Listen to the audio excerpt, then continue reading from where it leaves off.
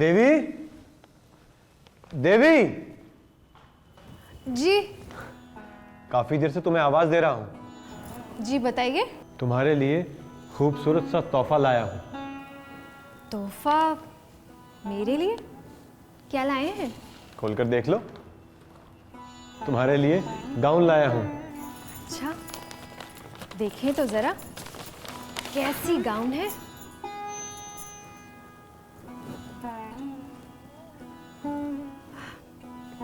खूबसूरत है, लेकिन विलायती है। विलायती है तभी तो खूबसूरत है। आपको हमेशा विलायती चीजें क्यों पसंद आती हैं? तुम्हें पता है कि मुझे स्वदेशी चीजों से सख्त नफरत है, और तुम्हारा ये स्वदेशी चीजों से प्यार मुझे अच्छा नहीं लगता। आप अपने मुल्क से इतनी नफरत क्यों करते हैं? क्या आप इस मुल्क के नहीं हैं? हाँ, गलती से मैं इसी मुल्क का हूं, और मुझे बेहद अफसोस है कि मेरा जन्म इस मुल्क में हुआ। सारा आवाम स्वदेशी के रंग में रंगा हुआ है। जगह जगह पे लोग वतन परस्ती के नारे लगा रहे हैं, और एक आप हैं। अहमक है वो लोग जो स्वदेशी की बातें करते हैं। भला कभी किसी मुल्क को इस तरह आजादी मिली है? आपको अपने भाइयों का जरा भी ख्याल नहीं आता? ये लोग मुल्क के लिए अपनी जान तक न्यौछावर कर रहे हैं। क्या ये एक हिंदुस्तानी के लिए शर्म की बात नहीं होगी कि वो अपने थोड़े से फायदे के लिए सरकार का साथ देकर अपने भाइयों के साथ नाइंसाफी करें? मैं उन्हें अपना भाई नहीं समझता। लेकिन सरकार जो आपको तनख्वाह देती है वो इन्हीं की जेब से आती है। मुझे मतलब नहीं है कि मेरी तनख्वाह किसकी जेब से आती है। जिसके हाथों से मुझे तनख्वाह मिलती है वही मेरे मालिक हैं। लेकिन आवाम तो उन्हें ही अपना नेता मानती है जो स्वदेशी का नारा लगा रहे हैं। मैंने सुना है राजा नाम का एक नौजवान हमारे इलाके में आया है, और वो स्वदेशी की तशहीर के लिए काम कर रहा है, और बच्चे से लेकर बूढ़े तक राजा की एक आवाज़ पे मुल्क के लिए जान देने को भी तैयार है। तुम्हारी बातों से लगता है कि तुम भी राजा के लिए जान तक दे सकती हो, और राजा के लिए तुम्हारी ये हमदर्दी तुम्हें गलत रास्ते पे ले जा सकती है।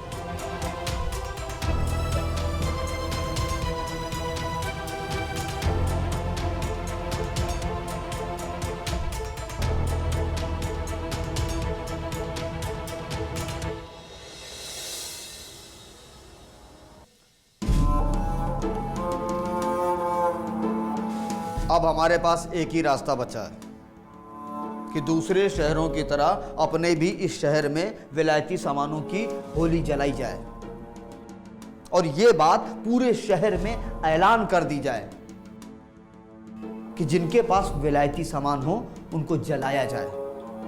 और ये काम वो लोग खुद करें जिनके घरों में विलायती सामान है, और इस जलसे में ज्यादा से ज्यादा लोग इकट्ठे हों। हमारे रजाकारों की एक कोशिश रहनी चाहिए कि इस जलसे में ज्यादा से ज्यादा औरतें शामिल हों। लेकिन आपको ये नहीं लगता कि औरतों को शामिल करना थोड़ा मुश्किल होगा? नहीं, बिल्कुल नहीं। औरतों को तैयार करना बहुत आसान है। आज पूरे मुल्क में औरतें स्वदेशी को लेकर तशहीर कर रही हैं। उनके अंदर पहले से कहीं ज्यादा अपनी आजादी को लेकर एक जज्बा है। इसलिए मुझको लगता है कि उनको तैयार करना मुश्किल नहीं होगा, आसान होगा। शायद आप ठीक कहते हैं। हम इस जलसे में ज़्यादा से ज़्यादा औरतों को शामिल करने की कोशिश करेंगे, और साथ ही साथ ये कोशिश करेंगे कि ज़्यादा से ज़्यादा विलायती सामान की होली जला सकें।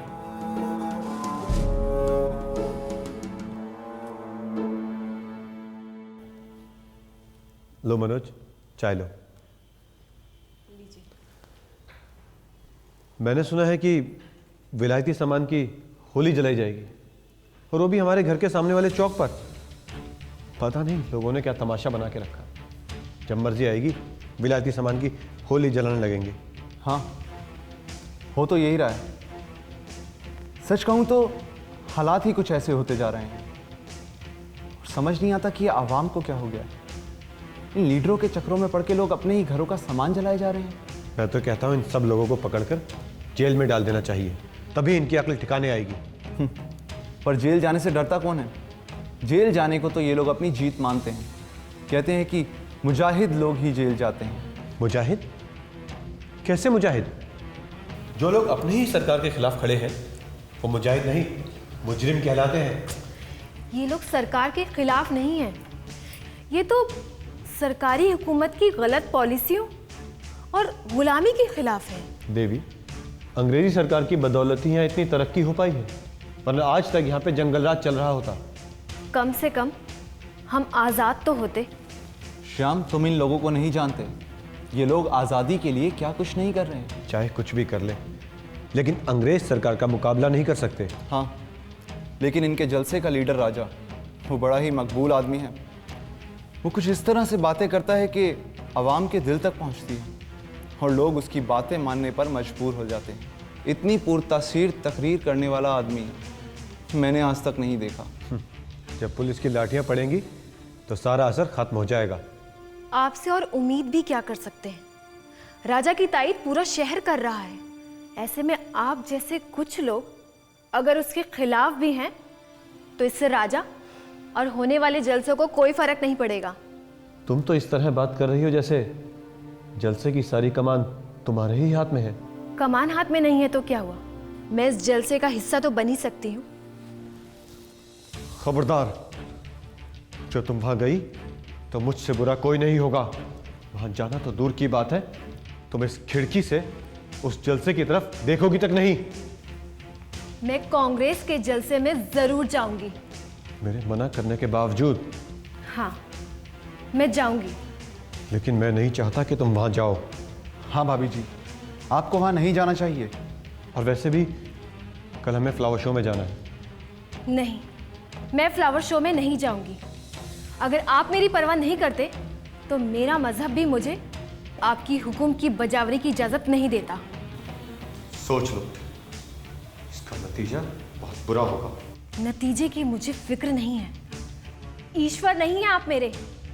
मैं कल जलसे में जरूर जाऊंगी।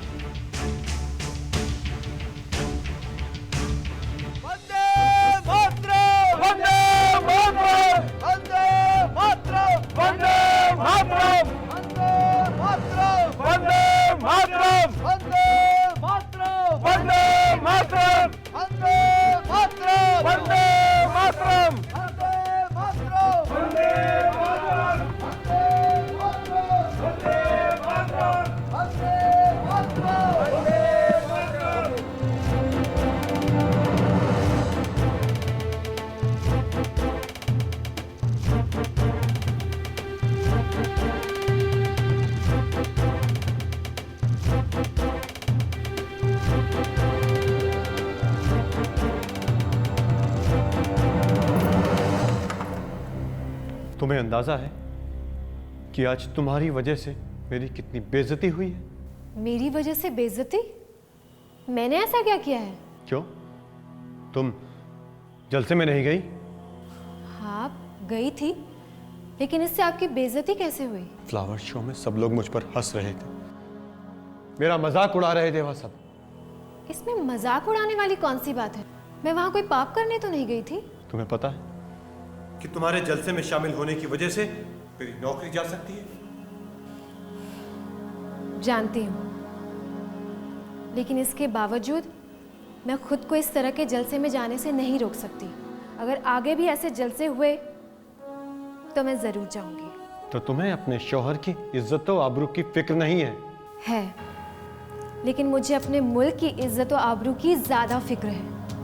मैं राजा जैसे लोगों को ज्यादा बेहतर मानती हूँ, जो अपने जाती मफाद से ऊपर उठकर मुल्क की आज़ादी के लिए लड़ रहे हैं। तुम्हारे इस जलसे में शामिल होने की वजह कोई और ही वजह लग रही है। मतलब ये कि जलसे में शामिल होने तो सिर्फ एक बहाना है। तुम वहां राजा के लिए जाती हो। छी, शर्म आनी चाहिए आपको ऐसी बातें करते हुए। अपनी बीवी के किरदार पे कीचड़ उछाल रहे हैं।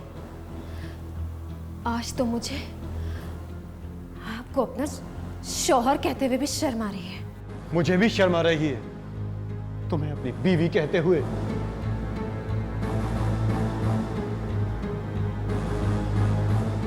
मैं सोचती थी कि एक ना एक दिन आपके अंदर का सोया हुआ हिंदुस्तानी जरूर जाग जाएगा और उस दिन आपको अपनी गलती का एहसास होगा और आप भी अपनी सरकारी नौकरी छोड़कर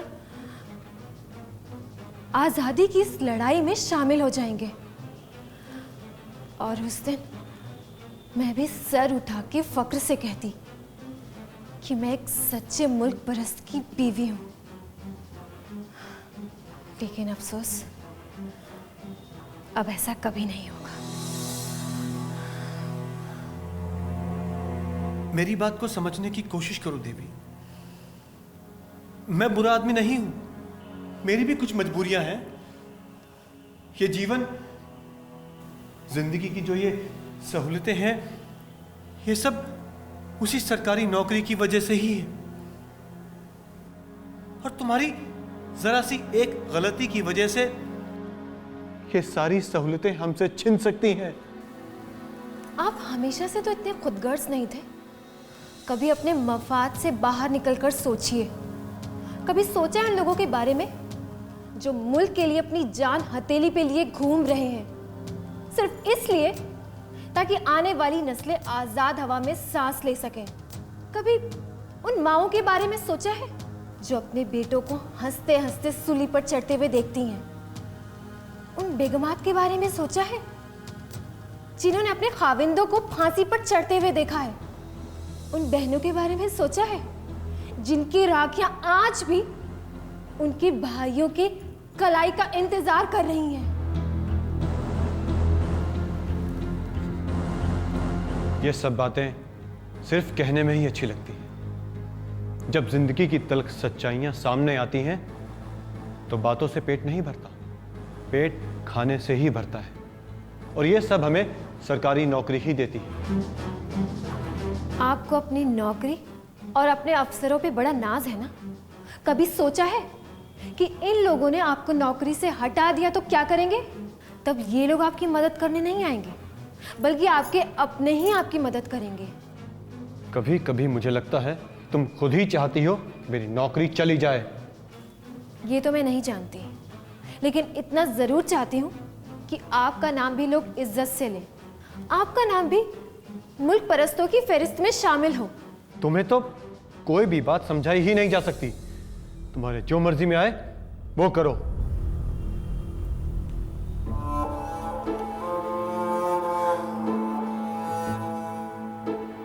आप बदलेंगे शाम, जरूर बदलेंगे।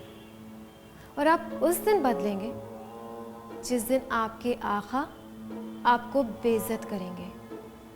और उस दिन आपको एहसास होगा कि कौन अपना है और कौन पराया। और उस दिन का मैं इंतजार करूंगी। अब इस विशाल देश के अंदर हम क्या अंग्रेजों के गुलाम बन के रहेंगे? हम ये हमारे लोग जुड़ेंगे तब हमारे अंदर एकता, तब ताकत से दूरी को। राजा जी नमस्ते। नमस्ते नमस्ते नमस्ते। मैं इधर से गुजर रही थी तो आप पे नजर पड़ी तो सोचा मिलती चलूं। बहुत अच्छा किया। उस दिन आपने जलसे में आकर बहुत अच्छा किया। इसके लिए मैं आपका शुक्रिया अदा करने के लिए आपके घर आने वाला था। शुक्रिया? मेरा किस लिए शुक्रिया? भाई आप हमारे यहाँ जलसे में आए, आपने जलसे में आकर अपनी हौसलामंदी जो दिखाई, भाई हमारे लिए तो आप जैसी औरतों की हिस्सेदारी बहुत ज़रूरी है। आप उस दिन जलसे में आए तो वो तमाम औरतें जिनके शौहर सरकारी मुलाजिम हैं आपसे बहुत मुतासिर हुई, और इसके लिए हम आपका तहे दिल से शुक्रिया अदा करते हैं। इसमें शुक्रिया की कोई बात नहीं। मैं तो इस तरह के तहरीकों में शामिल होना चाहती हूँ, लेकिन मेरे शौहर। मैं जानता हूँ कि आपके शौहर एक सरकारी मुलाजिम है और इस तरह के जलसों में शामिल होना आपके लिए बहुत मुश्किल होगा। जी, लेकिन मैं हर जलसे में शामिल होना चाहती हूँ, भले इसके लिए मुझे अपना घर बार क्यों ना छोड़ना पड़े। आज आपके भीतर ये हुब्बुल वतनी का जज्बा देखकर बहुत खुशी हो रही है, और मैं पूरे यकीन के साथ कह सकता हूं कि आज पूरे मुल्क की औरतों में ये जज्बा देखने को मिल रहा है, और यही जज्बा एक दिन हमें देश की आज़ादी के रास्ते पर लेकर जाएगा। लेकिन फिर भी मैं कुछ नहीं चाहता हूं ऐसा कि आपको ऐसा कदम उठाना पड़े जिसमें आपको घर छोड़ना पड़े। भाई इससे हमारी तहरीक पर असर पड़ता है और लोग बाग क्या कहेंगे, यही कि हम लोगों के घरों को तोड़ रहे हैं। नहीं, ऐसे नहीं। आप कितना अच्छा सोचते हैं। और अपने शौहर को समझाने की कोशिश कीजिए कि वो आज़ादी के मतवालों का साथ दें। कोशिश करते रहिए, मुझे यकीन है कि एक ना एक दिन उनको ज़रूर समझ में आएगी। जी, मैं तो अपनी तरफ से उन्हें समझाने की पूरी कोशिश कर रही हूँ, लेकिन आप लगातार कोशिश करती रहिए। मुझे मौका मिला तो एक दिन मैं आपके घर ज़रूर आऊँगा। जी ज़रूर। अब मैं चलती हूँ, फिर मिलूंगी। नमस्ते। नमस्ते। तो समझे, ऐसे लोग अगर हमारे साथ जुड़ते हैं तो हमारी ताकत बढ़ेगी, और एक बार हमारी ताकत बढ़ गई ना तो फिर तुम देखना ब्रिटिश हुकूमत का मुंह तोड़ जवाब देंगे, उनको यहाँ से हम भगाएंगे। बस तुम अपने कुछ दोस्तों के साथ कुछ लोगों को इकट्ठा करो ताकि हम लोग जगह जगह जाके, शहर शहर, गांव गांव जाके आज़ादी की अलख को जगा सकें।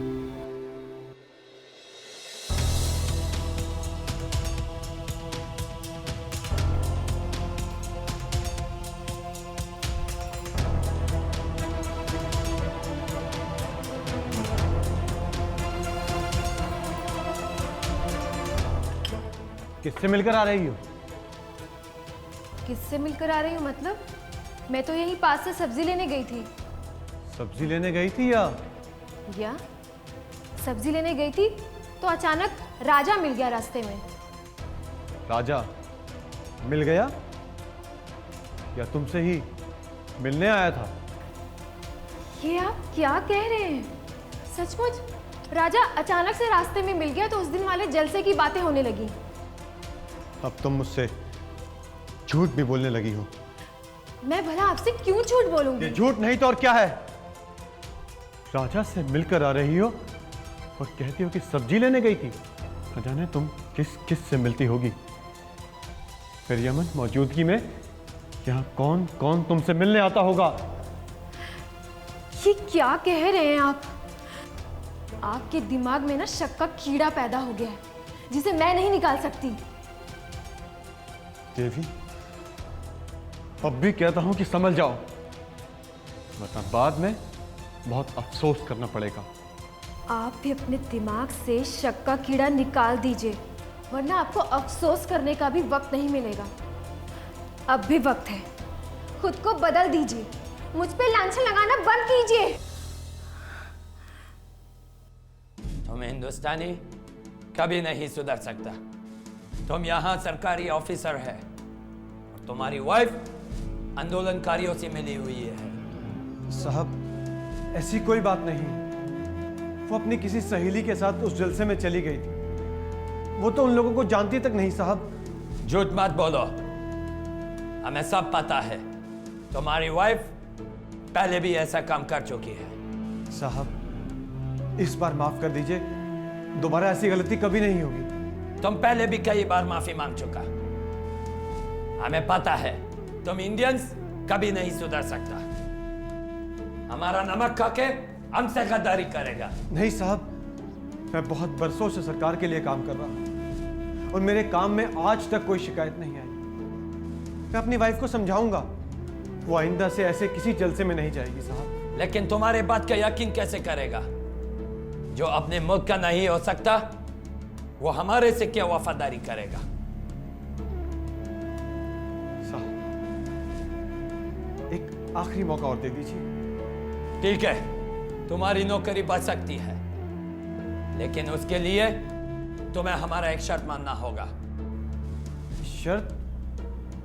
कैसी शर्त? तुम्हारी वाइफ को यहां आकर हमसे माफी मांगनी होगी। क्या? लेकिन लेकिन कुछ नहीं। अब जब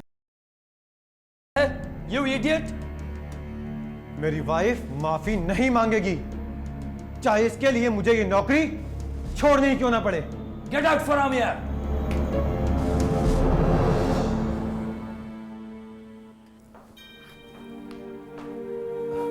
नमस्कार माधव बाबू। नमस्कार श्याम बाबू, आइए आइए बैठिए। कैसे हैं? बस ठीक हूँ, आप सुनाइए, सब खैरियत तो है? जी बिल्कुल खैरियत है। और आपके उस अंग्रेज साहब का मिजाज कैसा है? उस फिरंगी की बात ही ना छेड़े तो अच्छा होगा माधव बाबू। क्यों, क्या हुआ? पागल हो गया है, हमारे ही मुल्क में रहकर हम ही को बेइज्जत करता है। समझता क्या है वो अपने आप को?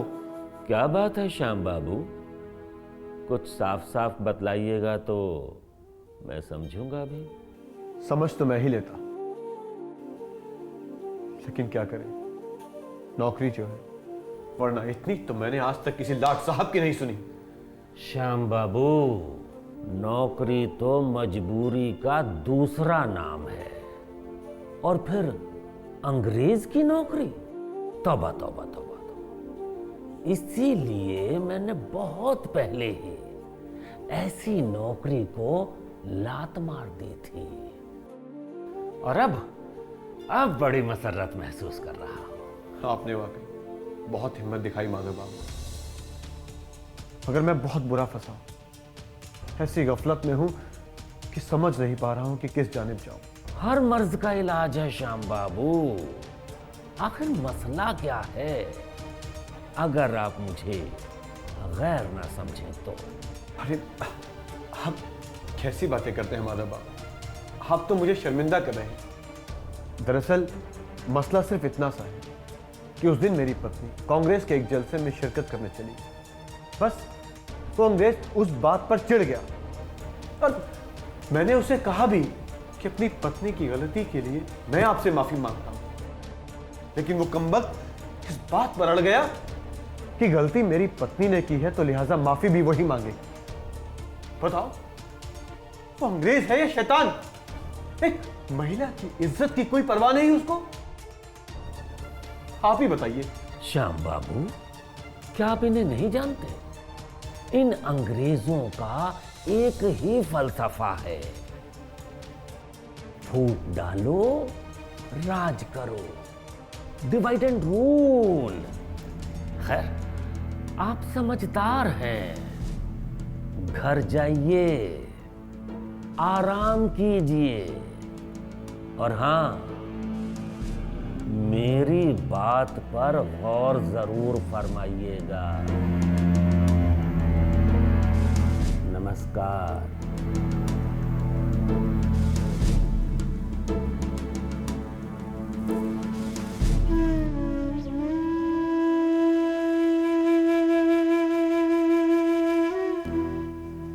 क्या हुआ?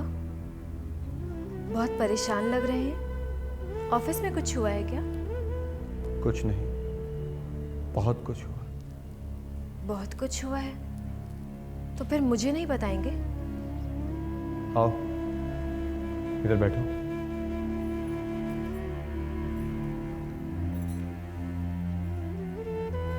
आज ऑफिस में हमारे साहब ने हमें बहुत बेइज्जत किया। बेइज्जत किया? लेकिन क्यों?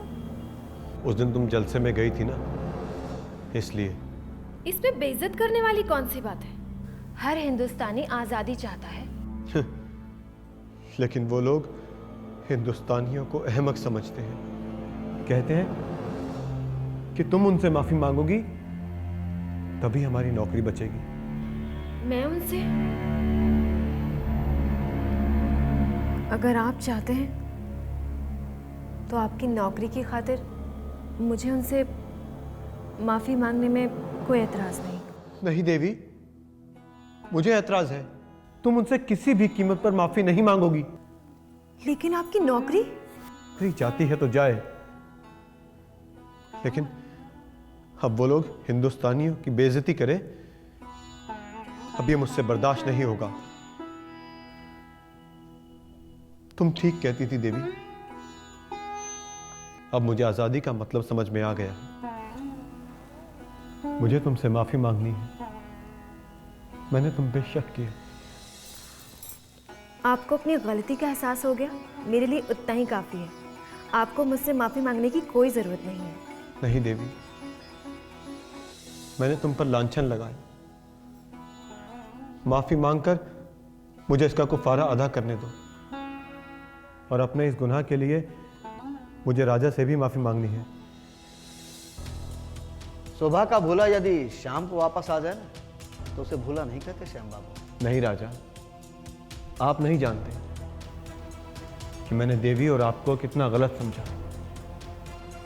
आप जैसे मुल्क परस्त पर भी मैंने शक किया। इसमें आपकी कोई गलती नहीं है श्याम बाबू। दरअसल आप घिरे ही ऐसे लोगों के बीच में थे जो आपको अपने ही भाइयों के खिलाफ भड़का रहे थे। हाँ, आप सही कहते हो राजा।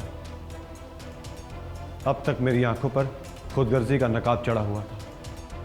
आप दोनों की वजह से यह नकाब अब उठ चुका और अब मैं भी मुल्क की आज़ादी में शरीक होना चाहता हूं। ये तो बहुत ही खुशी की बात है कि आप जैसे लोग इस लड़ाई में शरीक होंगे। अरे इससे तो हमारी लड़ाई और भी ज़्यादा मजबूत होगी। और आपकी इस लड़ाई में शामिल होने से सबसे ज़्यादा खुशी मुझे होगी। और तुम्हारी खुशी में ही मेरी खुशी है। और ये मुल्क के लिए भी बहुत ही खुशी की बात है कि आप लोग इस तहरीक में शामिल हैं। हाँ, अब मैं सच्चे दिल से इस तहरीक से जुड़ूंगा और मुल्क की आज़ादी की लड़ाई आखिरी दम तक लड़ूंगा।